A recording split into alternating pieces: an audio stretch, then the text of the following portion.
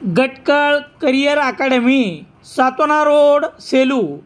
Police भरतीसाठी नवीन batch 2 जूनपासून सुरू.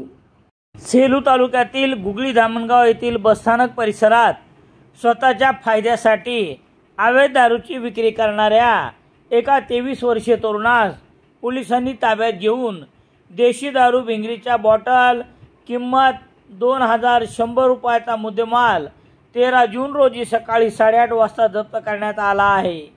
याबाबत पोलिसांनी दिलेली माहिती याप्रमाणे.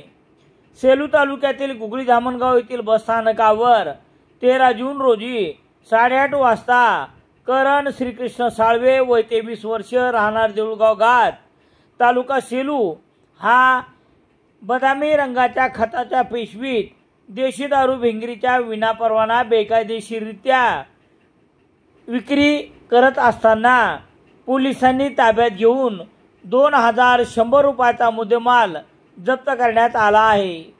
पोलीस हवालदार अजय रासकटला यांनी दिलेल्या फिर्यादीवरून गुन्हा रजिस्टर नंबर 289/2025 कलम 65 महाराष्ट्र दारूबंदी अधिनियम अंतर्गत करण श्रीकृष्ण साळवे वय 23 वर्ष, राहणार देऊळगाव घाट, तालुका सेलू याच्यावर गुन्हा दाखल करण्यात आला असून पोलीस निरीक्षक दीपक बोरसे यांच्या मार्गदर्शनाखाली पोलीस हवालदार ज्ञानेश्वर जानगर पुढील तपास करत आहेत.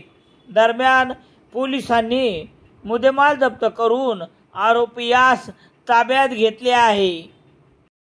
Mahalakshmi plywood and hardware, Pathri road, Selu. सर्व प्रकारचे साहित्य मिळण्याचे एकमेव ठिकाण. नारायणी मॅचिंग सेंटर, मोंढा, सेलू.